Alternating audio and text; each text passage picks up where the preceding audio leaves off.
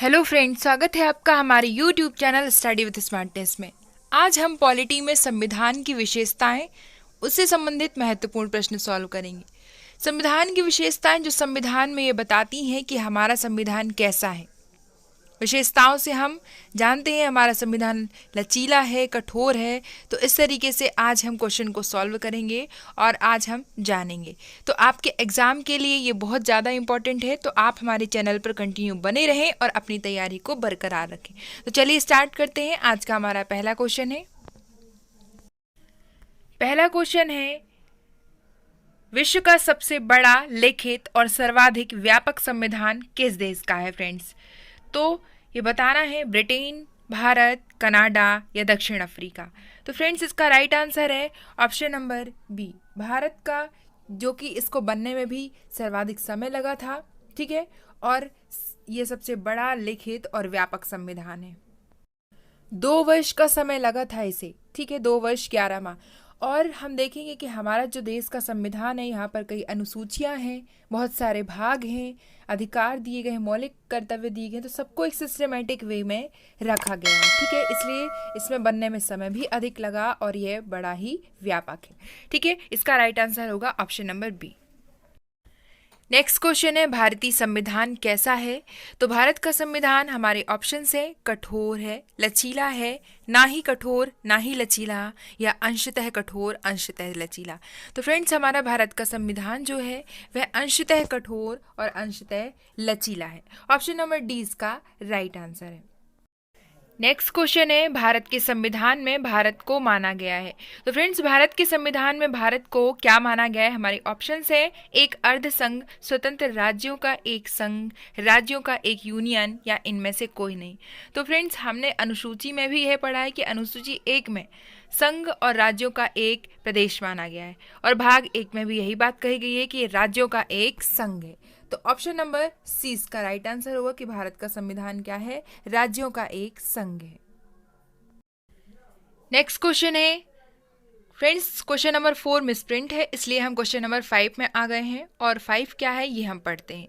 तो भारत एक धर्मनिरपेक्ष देश है, इसका क्या तात्पर्य है? इसका अर्थ बताना है कि धर्मनिरपेक्ष देश का अर्थ क्या है। हमारे ऑप्शन है सभी नागरिक कानून के सामने समान हैं, उसका राज्य स्तर पर कोई धर्म नहीं है, या फिर सभी वयस्कों को चुनाव में मत देने का अधिकार है, या सभी नागरिकों को भाषण देने की स्वतंत्रता है। तो फ्रेंड्स धर्मनिरपेक्ष का अर्थ होता है कि उसका राज्य स्तर पर कोई धर्म नहीं, यानी कि सभी धर्म समान है। हमारे देश में बताया गया है कि भारत में सभी धार्मिक अधिकार वैयक्तिक हैं और प्रत्येक व्यक्ति अपनी धार्मिक भावना के लिए स्वतंत्र है। वह जो भी धर्म अपनाना चाहता है अपना सकता है, जिस धर्म की पूजा करना चाहता है वह कर सकता है और उसमें रह सकता है। इसलिए हमारा जो देश है भारत, वहाँ धर्मनिरपेक्ष राज्य है, यानी कि जिसका राज्य स्तर पर कोई विशेष धर्म नहीं है। ऑप्शन नंबर 20 का राइट आंसर है। नेक्स्ट क्वेश्चन है, निम्नलिखित कथनों में से कौन सा कथन सही बताना है?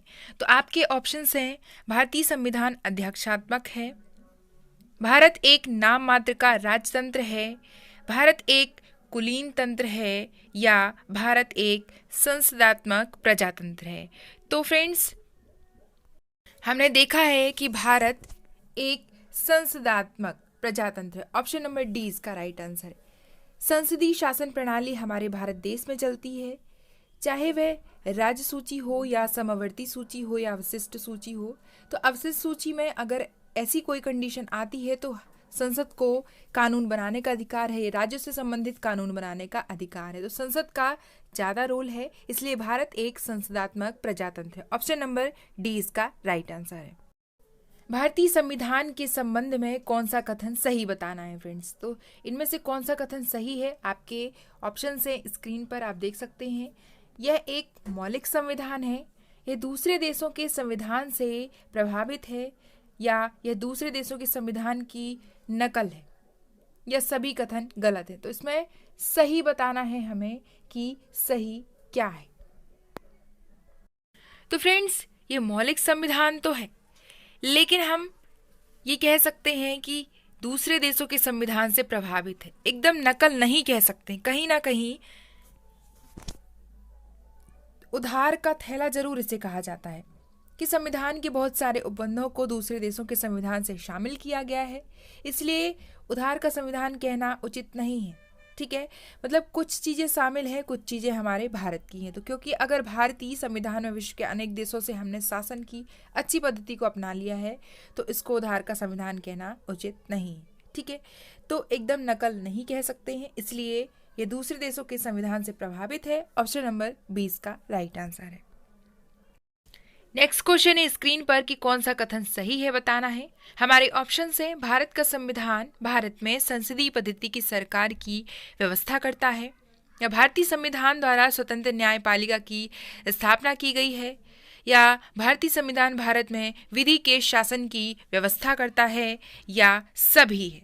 तो फ्रेंड्स, आप खुद देख रहे होंगे ऑप्शंस हमारे की सारी बातें सही कही गई।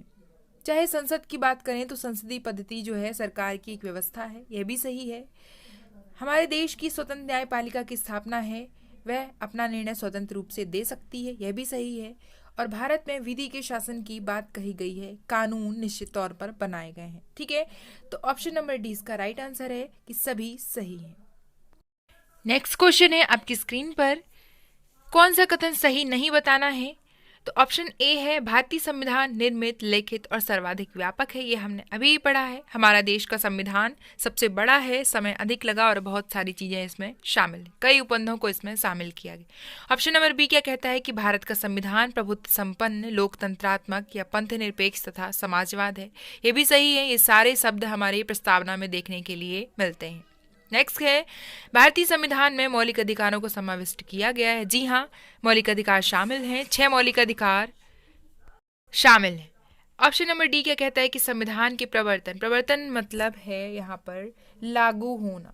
भारतीय संविधान के लागू होने के समय संविधान में मौलिक कर्तव्य शामिल कर दिए गए हैं, ये कहा गया है। तो ऐसा नहीं है, जब भारत का संविधान लागू हुआ था तब मौलिक कर्तव्य शामिल नहीं है, बल्कि हम ये जानते हैं कि मौलिक कर्तव्यों को कब शामिल किया गया है, 42वें संविधान संशोधन 1976 में। ठीक है, तो 42वें संविधान संशोधन 1976 में मौलिक कर्तव्यों को शामिल किया गया है। पहले 10 मौलिक कर्तव्य थे, फिर बाद में बढ़े और 11 मौलिक कर्तव्य हो गए। 11वां जो मौलिक कर्तव्य है वह 86वां संविधान संशोधन के तहत जोड़ा गया था 2002 में, जिसमें क्या बताया गया है कि 6 से 14 वर्ष के बच्चों को प्राथमिक शिक्षा प्रदान करना माता पिता के संरक्षण में। ठीक है, तो मौलिक कर्तव्य बाद में जोड़े गए। ऑप्शन नंबर डी इसका राइट आंसर, ये गलत है। नेक्स्ट क्वेश्चन है निम्न में से कौन सा कथन सही है बताना है। तो हम पढ़ेंगे फ्रेंड्स, यहाँ पे भारतीय है। भारतीय संविधान में कई विदेशी संविधान के तथ्यों का समावेश किया गया है। जी हाँ, कई तत्वों को हमने शामिल किया गया, हूबहू नकल नहीं की है। ऑप्शन नंबर बी है भारतीय संविधान एकल नागरिकता का प्रावधान है, यह भी हमने पढ़ा है। और एकल नागरिकता कहाँ से ली गई है फ्रेंड्स, तो यह ली गई है ब्रिटेन से। ठीक है, नेक्स्ट है भारतीय संविधान वयस्क मताधिकार की व्यवस्था करता है, सभी को समान रूप से मत देने का अधिकार है, यह भी बिल्कुल सही है। इसलिए ये तीनों चीजें सही है, तो ऑप्शन नंबर डी इसका राइट आंसर होगा। नेक्स्ट क्वेश्चन है भारत का संविधान क्या है, अत्यंत कठोर है, अत्यंत लचीला है, कठोर कम या लचीला अधिक, कठोर अधिक या लचीला कम। तो ऑप्शन नंबर सी इसका राइट आंसर है, कठोर कम है, लचीला अधिक है भारत का संविधान। ऑप्शन नंबर सी इसका राइट आंसर है। नेक्स्ट क्वेश्चन है भारत का संविधान का स्वरूप किस प्रकार का है फ्रेंड्स। तो भारतीय संविधान का जो स्वरूप है हमारे ऑप्शन से एकात्मक है या पूर्णतया संघात्मक है। ऑप्शन सी है संरचना में संघात्मक, भावना में एकात्मक है, यानी यूनियन में एकात्मक हो जाती है, या भावना में संघात्मक, संरचना में एकात्मक है। तो फ्रेंड्स हम जानते हैं कि संरचना में यह संघात्मक भावना है, राज्यों का एक संघ है और उस तरीके से यह एकात्मकता को धारण करता है। ठीक है, हमारे देश में जो है सभी राज्यों में समान रूप से अगर जो भी निर्णय आते हैं तो समान रूप से लागू होते हैं, केंद्र सरकार द्वारा जो भी निर्णय रहते हैं। ठीक है, यहाँ ऐसा नहीं है कि सभी अपने अपने अनुसार चलें, तो ये एकात्मक भावना को प्रदर्शित करता है, इसलिए ऑप्शन नंबर सी इसका राइट आंसर होगा। नेक्स्ट क्वेश्चन है भारतीय संविधान भावना में एकात्मक है क्योंकि। अब अभी हमने पढ़ा ये संघात्मक के साथ एकात्मक है। ये किस लिए है? तो ऑप्शंस हैं, केवल संसद को संवैधानिक संशोधन प्रक्रिया आरंभ करने का अधिकार है, क्या इस कारण से, या कुछ स्थितियों में संसद को राज्य के लिए कानून बनाने का अधिकार है, या इस कारण से। सी है ऑप्शन कि अखिल भारतीय सेवाओं के कारण, या डी सभी। तो एकात्मक किस तरीके से होता है ये हम जानेंगे।